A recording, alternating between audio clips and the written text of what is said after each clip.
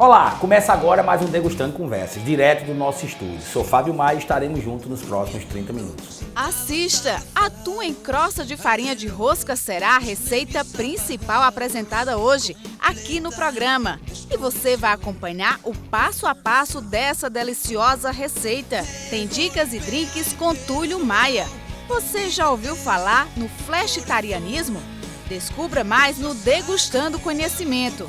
No bate-papo da semana, recebemos Zé Marco, comentarista da SPM e medalhista olímpico. E tem muito mais aqui no Degustando Conversas, agora na TV Borborema. Nossa receita de hoje, de atum com crosta de farinha de rosca, é bem simples e saborosa. Para preparar, vamos precisar de atum em crosta de farinha de rosca, ingredientes: 300 gramas de filé de atum, azeite, sal, pimenta do reino branca, farinha de rosca e limão. Utensílios, frigideira e pinça. Tem dicas de drinks agora aqui no Degustando Conversa. Olá, bem-vindo a mais um Degustando Drinks. Nós hoje iremos preparar o xixi de anjo. Para esse drink nós vamos precisar de leite condensado, suco de laranja, suco de limão, vodka, gelo e hoje iremos prepará-lo no liquidificador. Inicialmente nós colocaremos os líquidos para depois colocarmos o sólido. Isso facilita o trabalho do liquidificador. Vamos colocar a vodka. Também vamos colocar um pouco de gelo já no copo para que o copo já esteja geladinho também, já com um pouco, né? Suco de limão ou de laranja e agora leite condensado.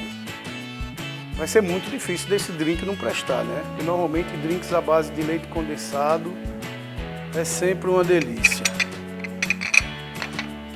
Colocaremos algumas pedras de gelo aqui e vamos triturar. E está pronto o xixi de anjo.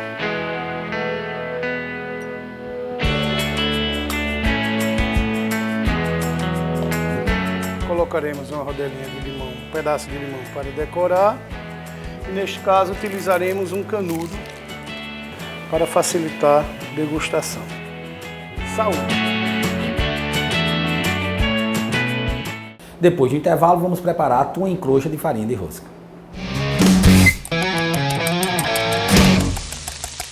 A Master Company, distribuidora dos produtos da Royal Prestige em Campina Grande há mais de um ano, começa hoje uma parceria de sucesso com o programa Degustando Conversas. E para preparar as suas receitas hoje, o Fábio vai utilizar a nossa frigideira de 20 centímetros e a nossa gourmet de 24 centímetros. Para você que gosta de cozinhar com economia, saúde e praticidade, sem utilizar gorduras nos seus alimentos, Royal Prestige é o produto certo para você.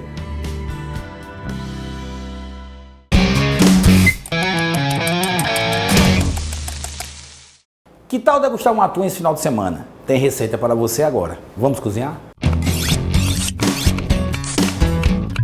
Primeiro, estou pegando aqui para você, Jová, não acho que da câmera dá para mostrar bem. Limpo já, um pedaço aqui da posta. Tem gente que acha que o atum que é consumido aqui na Paraíba, ele vem todo de fora. Na verdade, a costa paraibana, né, ela tem uma grande quantidade de atum. Então, é capaz de você ter alguns atuns que foram pescados aqui na nossa costa paraibana. O atum é um peixe que se é usado na gastronomia japonesa, sushi, sashimi, enfim. E que aqui a gente está fazendo porque é um prato também light. Vamos usar a farinha de rosca. Vamos temperar um pouquinho antes para absorver. Aqui o tempero é simples, tá? Sal dos dois lados. Vou colocar pimenta também. Pimenta do reino branco. Eu escolhi pimenta do reino branco, que eu acho que ela harmoniza melhor. Ela harmoniza melhor com a minha refeição de hoje. Vou dar um banho aqui de suco de limão. Tá? Vou dar também um banho aqui de azeite. Limão e azeite não se mistura, obviamente, né? E vou colocar aqui do outro lado, tá? Deixar aqui um tempo para absorver. É simples o nosso prato de hoje. É um prato light, recebendo aqui um atleta que foi medalhista em Sydney, medalhista de prata, secretário executivo de esporte do estado da Paraíba, que tem um tricampeão mundial de vôlei de praia, enfim. Estamos pegando um prato light em homenagem a ele, a Zé Marco, tá? Por isso que nós colocamos hoje um prato light com salada. Depois disso aqui, vou deixar aqui um tempinho, misturo na farinha de rosca e vou selá-lo, tá? Até ficar uma cor bacana pra gente servir com uma salada simples. Eu peguei apenas rúcula, peguei também a questão do tomate e do alface. A rúcula sempre é eu gosto muito da rúcula porque ela dá uma quebra muito grande no sabor. A rúcula tem um sabor bem diferente. Aqui absorvendo, só um pouquinho enquanto eu pego a nossa frigideira.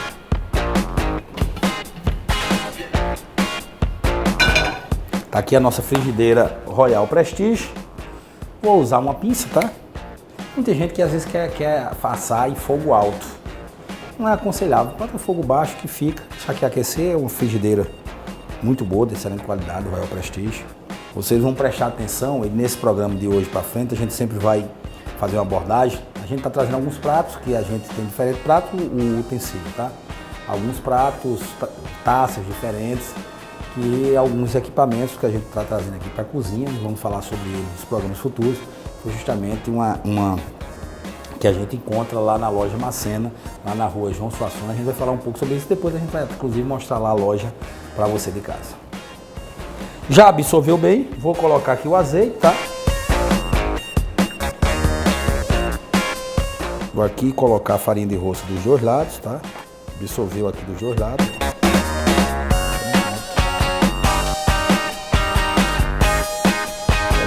Vou fazer, né?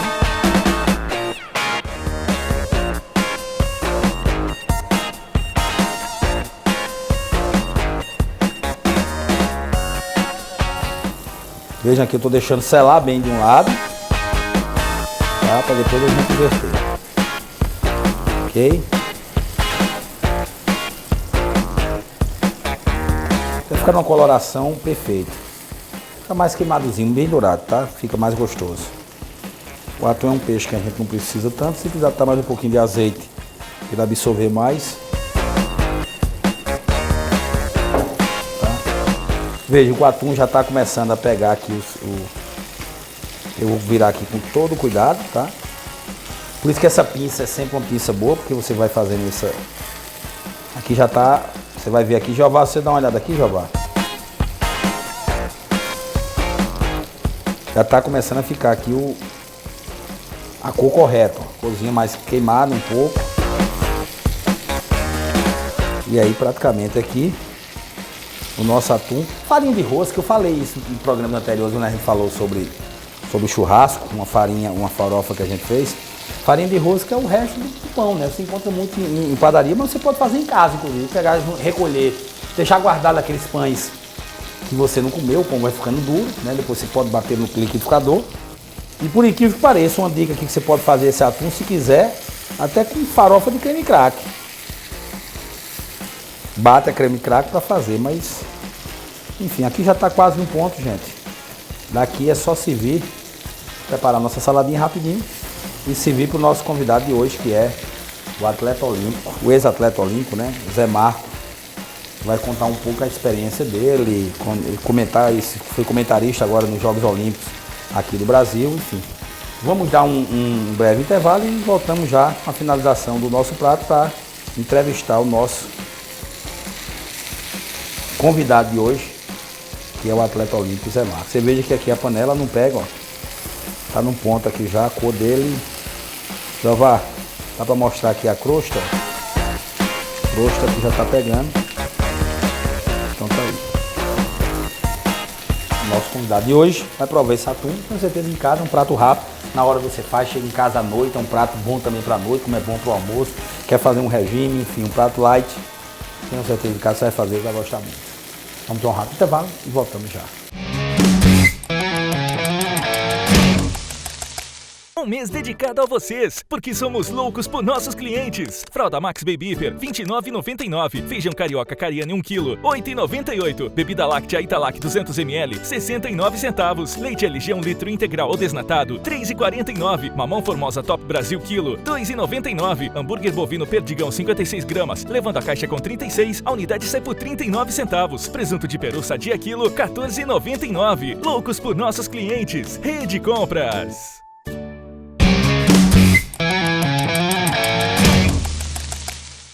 Você já ouviu falar no flexitarianismo? Descubra agora no Degustando Conhecimento.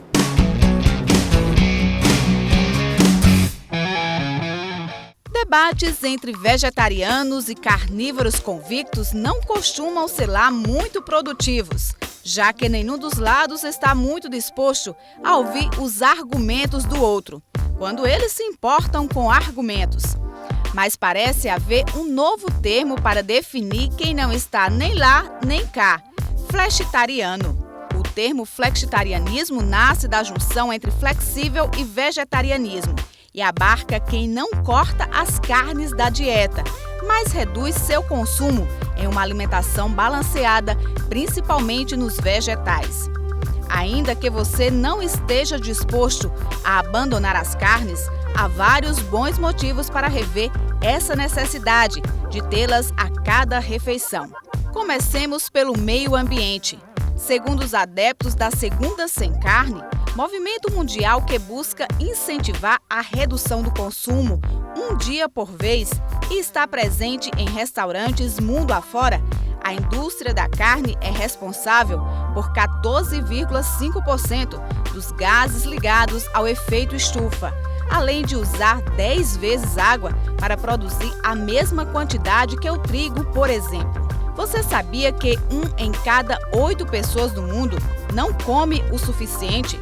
Ao mesmo tempo, 36% da produção de grãos no planeta é dedicada à ração de animais, utilizando terras que poderiam ter como objetivo alimentar humanos. E a saúde? Não custa lembrar que as carnes, especialmente as vermelhas, têm bastante gordura e o seu consumo excessivo está associado a algumas doenças. Problemas cardíacos, diabetes e obesidade vêm sendo apontados por estudos como consequência da dieta com foco nas carnes. O câncer no colo também tem indícios fortes de relação com esse tipo de alimentação. Talvez o vegetarianismo não seja para você, mas não custa nada repensar alguns hábitos, não é?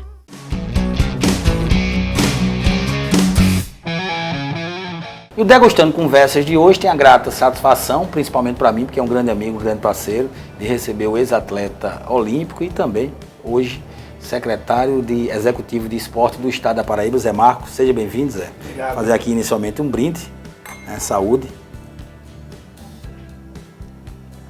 Zé, hoje a gente vai comer aqui um atum grelhado, um prato bem light. Você ex-atleta, mas enfim, ainda continua ainda gostando de pratos light. Mas eu não tô muito light, não. Tá não, muito light não. Mas as comidas tá boa. É um atum grelhado, você disse que não tá muito light. Né? Mas, tá legal, tá pra gente. A gente, vamos provar aqui primeiro, né? O atum, eu nem sabia tanto disso, mas trouxe recentemente, há um tempo, eu acho que era o gerente da pesca, aqui o cargo não me lembro bem, e falando que o atum é muito presente na nossa costa paraibana, né? E é uma coisa que a gente aqui, às vezes, até tem falta de atum. Quem gosta de comida japonesa, às vezes chega no restaurante e não tem atum. É verdade, é verdade. E a gente se acostumou muito a participar mais de restaurantes japoneses, né? Conhecer essas iguarias aí, que a gente não era acostumado tanto a conhecer. A provar. Provar, né? Zé, ano de Olimpíada, a gente sabe do seu envolvimento. Você foi um atleta que representou o Brasil, medalhista de prata na Olimpíada. A Olimpíada de 2000, em Sydney. 2000. Eu fui para 2 Olimpíadas, em 96, em Atlanta, que foi onde o vôlei de praia foi a primeira vez esporte olímpico. Isso. Foi em 96, né? E fui com o Emanuel em 96. Em 2000 fui com o Ricardo, onde a gente Nós ganhamos a medalha de prata, Medalha de prata. na final com os Estados Unidos. Afinal, com os Estados Unidos. Você também foi tricampeão mundial de vôlei de praia, enfim, é um atleta que trabalhou com alto rendimento muito tempo em sua vida, e depois a gente fala sobre isso. Essas Olimpíadas no Brasil, que você foi comentarista da ESPN em alguns jogos de vôlei de praia, né, até pela sua larga experiência no esporte, grande conhecedor. Essas Olimpíadas deixou a desejar? Qual é a sua avaliação que você faz com relação a essas Olimpíadas no Brasil? Olha, eu acho que não deixou a desejar. Eu acho que o Brasil se equipou, né, dos equipamentos necessários, né, e profissionais para receber todos os atletas de todas as modalidades, né. Tinha muita aquela ideia de que o Brasil não ia ser, enfim, o Rio de Janeiro principalmente, né, não ia ser um local muito seguro para todas as pessoas e tanto os que iriam jogar como também os que iriam assistir, mas deu tudo certo, como a gente esperava que fosse, né? Como as outras Olimpíadas também algumas coisas pontuais, né, que acontecem, como inclusive quando foi iniciar na própria Vila Olímpica, que aconteceu alguns problemas pontuais de estrutura mesmo, que até a própria equipe da Austrália não queria ficar no início e tal, mas depois Isso aconteceu nas Olimpíadas que você participou, também tinha isso? Isso geralmente acontece, né? Até porque essas estruturas são feitas para aquilo e depois são vendidas para apartamentos normais, né? Então, quando a gente faz alguma casa, alguma coisa, quando a gente vem morar na casa, sempre tem uma torneira que não está ligando, alguma coisa que não está funcionando, uma luz que não está acendendo. Então, foi feito esses reparos e transcorreu tranquilamente e no final da Olimpíada, a grande maioria, se não for a totalidade dos atletas, falando bem do Brasil, falando bem do acolhimento, né, dos brasileiros, né, e surpreendeu a gente que a gente estava com esse receio, né, e com claro que um pouquinho de medo, a gente acreditando que tudo ia dar certo, porque torcendo, inclusive. Torcendo, né, até porque o Comitê Olímpico Brasileiro, ele é muito experiente de fazer grandes eventos, né, trouxe o Pan-Americano de 2007 para cá, né, tivemos também a Copa do Mundo aqui, e são grandes eventos, né? Grandes eventos que têm uma mobilização mundial. E os olhos do mundo estavam voltados. Estavam voltados totalmente para cá, né? Também no mundo esportivo, né? Exatamente, né? E, enfim, a gente estava achando que ia dar certo, mas com aquele pezinho atrás e esperando para ver. Mas deu, graças a Deus, super bem, eu acho que foi a contento, né? A questão assim, na sua visão, o quantitativo de medalhas era o esperado ou você achava que a gente podia ter avançado um pouco mais? Olha, eu acho... Aproveitando já, não é? Existia uma grata surpresa ou também existia uma grande decepção que você achava que iria alcançar, enfim, algo do gênero? O Comitê Olímpico Brasileiro sempre coloca uma meta de medalhas, enfim, e de colocação. O Comitê Olímpico Brasileiro queria que o Brasil, enfim, a meta seria ali em 10, em 10º lugar. Ficamos em 13º. Né? Tivemos 7 medalhas de ouro, 6 de prata e 6 de bronze. Foi a maior quantidade de medalhas, inclusive a de ouro também que nós tivemos. Quer dizer, não foi o que o Comitê Olímpico Brasileiro quis, né? Sonhava, não foi o que nós brasileiros sonhamos, até porque se for contar a quantidade de nossa população brasileira com outros países que estão bem na nossa frente, a gente tem uma quantidade absurda maior na frente, né? Grande decepção, né? Ou uma grande grata surpresa para você nessa Olimpíada foi o quê? Cara, uma grande decepção para mim foi a dupla Pedro Souber e Evandro. A dupla. Uma grata surpresa foi Evandro, né? Da dupla, Pedro Souber e Evandro. Sim. Eu acho que a dupla não se... Você narrou, inclusive? Foi. Eu narrei todos os jogos do Brasil masculino, eu narrei, e também outros jogos masculinos de outros países, a gente fez o comentário lá na ESPN. Eu achei assim, os dois não... Assim, eles dependiam muito do saque de Evandro. Eu até assisti um jogo que você até me manda uma mensagem, eu acompanhei o seu comentário e realmente eu vi. Tanto é que não foi longe, né? Pois é, Evandro saca muito, mas você não pode depender de um jogador. De um saque, porque vai que um jogo ele não acerta, né? Ali ele acabou, então você vai depender daquela regularidade, né? Então assim, eu achei um ponto positivo a dupla Evandro e Pedro. Evandro e Pedro, né? um ponto negativo, a dupla junta. Mas individualmente Evandro eu gostei muito, principalmente porque ele é um rapaz novo. Começou a participar de circuitos mundiais há pouco tempo, um pouco mais de 1 ano e meio. Ele já começou tem a participar já tem uma desenvoltura e entrou bacana. na Olimpíada como se estivesse jogando um campeonato brasileiro. Assim, isso a gente chama de rapaz, a gente olha assim, rapaz, esse cara tá jogando como se estivesse jogando no quintal da casa dele. É como o cara tá ali, Despreocupado, desprendido, sabe, jogando o jogo dele. Sabe, tem gente que tem aquela tensão, isso não é porque um seja... O vôlei feminino, na sua visão, principalmente o vôlei de quadra, né? Teve... Impressionante, né? Ganhou uma partida, depois... Eu acho engraçado isso, que isso sempre acontece. Geralmente acontece isso em todas as modalidades, tanto praia como quadra. É o seguinte, tem duplas ou tem equipes que eles vão muito bem, começam muito bem, como foi o feminino.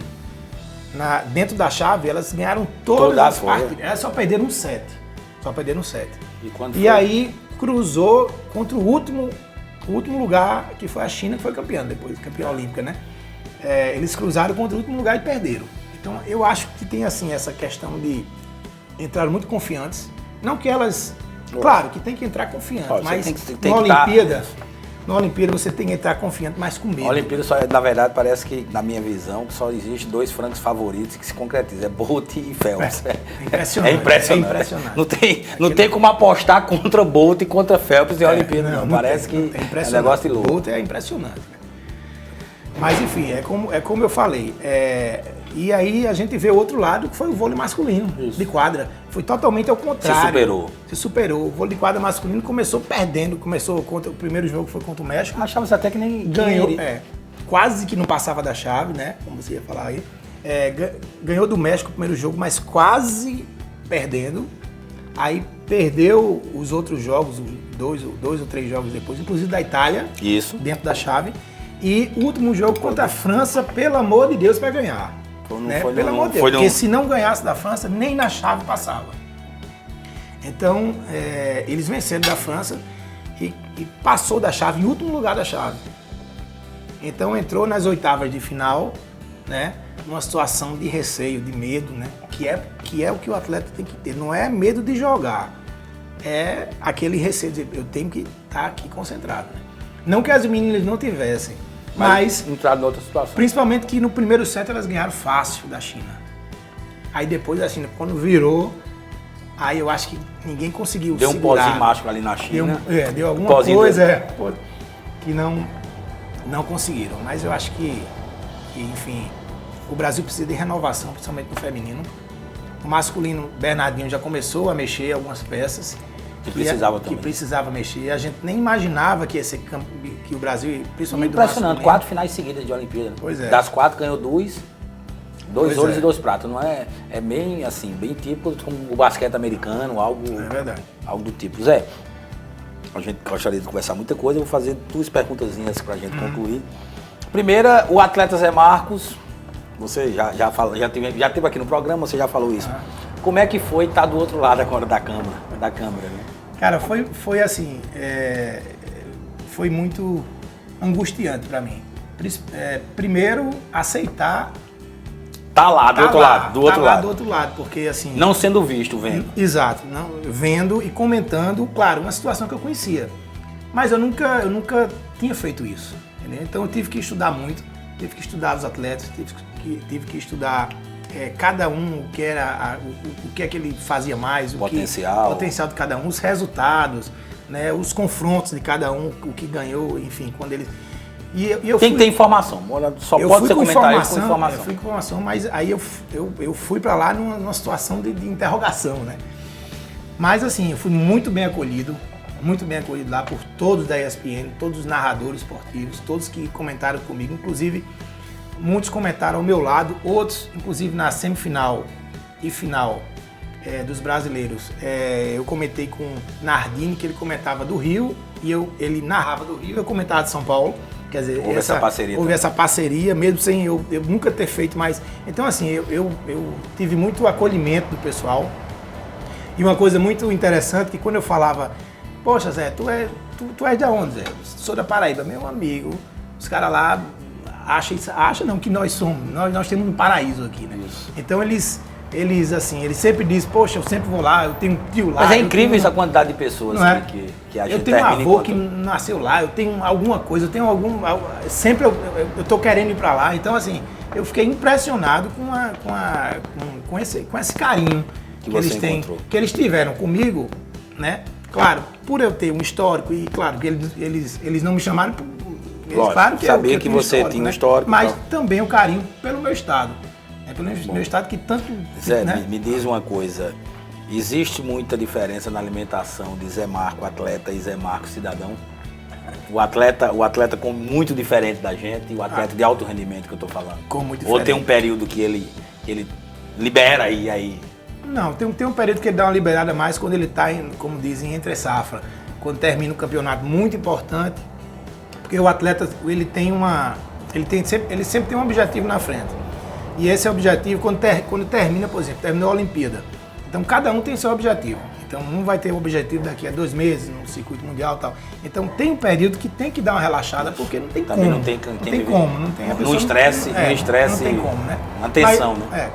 Aí libera um pouco mais a alimentação e tal, mas depois volta para uma situação mais regrada, que quando eu jogava, né, a gente tinha o quê? Tinha um preparador físico e um técnico. Hoje tem nutricionista, tem fisioterapeuta, tem toda uma estrutura por trás de todos os jogadores. Isso eu falo de quadra, mas de praia também. Você quando vê esses atletas que representaram o nosso país, você vê a turma que está junto deles, é assim, a quantidade de 10 a 15 pessoas por trás deles, só naquele momento ali, né, dando aquele suporte que eles necessitam, né?